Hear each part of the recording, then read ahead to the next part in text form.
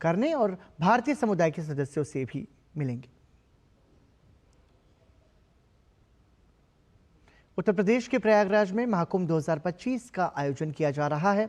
महाकुंभ के दौरान देश विदेश से पवित्र स्नान और पूजा पाठ के लिए करोड़ों लोगों के प्रयागराज जाने की संभावना है।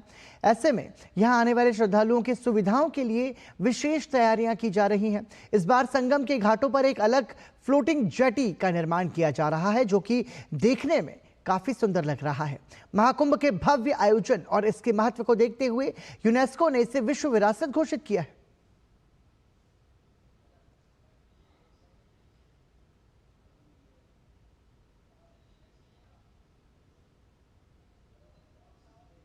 ये हमारे चेंजिंग रूम्स और जेटीज़ बन रहे हैं। जेटीज़ जिस टाइप के होंगे पूरे मतलब सुविधा लेस होंगे, वो आपको उसमें सारी सुविधाएं मिलेंगी, जैसे सोफे से लेकर बैठने से लेकर सब कुछ सुविधा होगी। प्लस उसमें जेटीज़ में वो कंट्रोल, रिमोट कंट्रोल से कंट्रोल होने वाली, स्टीयरिंग कंट्रोल होने वाली पूरी मशीनरी पूरी फिट है उसमें यहाँ की। ये जेटीज़ जो है हमारे उसमें 2 कमरेज हैं, प्लस में बैठने की सुविधा, पंखे लगे, सोलर इन्वर्टर सब लगे हुए, प्लस उसमें नहाने के लिए जो है एक छोटे से स्विमिंग पूल भी बनाए गए हैं। ये जो हमारा वर्ष पर्यंत यह संगम का क्षेत्र है, इसको यूनेस्को ने हेरिटेज साइट घोषित की हुई है। उसमें हम लोग देखते थे कि जो प्रयागवाल हैं वो अपना जो तखत लगा के एक टेम्प्रेरी अरेंजमेंट करते हैं, जहाँ गंगा जमुना का संगम रहता है वहाँ पर टेम्प्रेरी तखत लगाते हैं, बांस से उसको सपोर्ट करते हैं, जहाँ से शिफ्ट होता है तो उसको शिफ्ट करते हैं।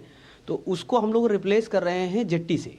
उस जेट्टी पे चेंजिंग रूम और बाकायदा जैसे इनके जो अपने उस लकड़ी वाले पे करते थे उस तरह के क्रियाकर्म करने के लिए वहाँ पर वो उनको बैठने का स्पेस है, एक चेंजिंग रूम है और काफ़ी अच्छा उससे लुक आएगा, एक बदला सा संगम नजर आएगा। फ्लोटिंग जेट्टी के माध्यम से हमने उसको रिप्लेस करने की कोशिश की। महाकुंभ में देश विदेश से आने वाले श्रद्धालुओं को इस बार special high density oxygen forest का आनंद मिलने जा रहा है। उत्तर प्रदेश के मुख्यमंत्री योगी आदित्यनाथ के निर्देश पर महाकुंभ नगर के प्रमुख चौराहों के साथ आने वाले प्रमुख राजमार्गों को भी प्राकृतिक रूप से सजाने संवारने का काम चल रहा है। डीएफओ प्रयागराज अरविंद कुमार यादव ने कहा कि महाकुंभ को दिव्य, नव्य और भव्य बनाने की तैयारी चल रही है। इसके तहत कुल 1.5 लाख पौधे लगाने का लक्ष्य तय किया गया है।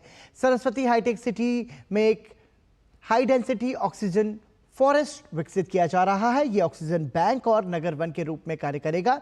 इसे लेकर वन प्रभारी अधिकारी संगीता ने कहा कि महाकुंभ में प्रवेश करते ही श्रद्धालुओं का स्वागत खूबसूरत पौधे करेंगे, जिनकी सुंदरता देखकर देशी विदेशी पर्यटक खासे उत्साहित नजर आएंगे।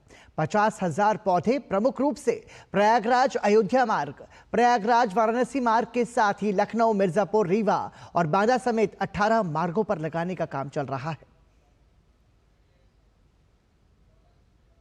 महाकुंभ के अंतर्गत वन विभाग द्वारा शहर में 1.5 लाख करीब पौधों का रोपण किया जा रहा है, जिसमें से महाकुंभ एरिया के नज़दीक में सरस्वती हाईटेक सिटी में लगभग 1 लाख पौधों के रोपण का है, जिसका रोपण किया जा चुका है। और प्रयास ये है कि जो भी कार्बन सिक्वेस्ट्रेशन का है, जो कार्बन जनरेट हो उनका अवशोषण हो जाए। इस उद्देश्य से सभी का ये प्रयास था कि ये जो कुंभ हो हमारा ग्रीन कुंभ हो, इसलिए ये रोपण का प्रस्ताव किया गया था और रोपण की कार्रवाई की। उद्देश्य ये है कि एक छोटा छोटा सघन आपका ऑक्सीजन बैंक बन सके। इसमें रोड साइड प्लांटेशंस भी हैं। रोड साइड प्लांटेशंस में आपके शोभाकार पौधे हैं जो डिफरेंट सीजन्स में फ्लावरिंग का है। साथ में बड़े छत्र वाले पौधे भी हैं जो सड़कों के किनारे हैं। और जो ब्लॉक प्लांटेशन, जो हाई डेंसिटी प्लांटेशन कराया गया है, उसमें डिफरेंट हाइट्स के ये सारे पौधे लगाए गए हैं। महाकुंभ के अंतर्गत हमारे प्रयागराज में हम वन विभाग द्वारा हरित महाकुंभ योजना के अंतर्गत 1.5 लाख लगभग पौधे लगाए जा रहे हैं।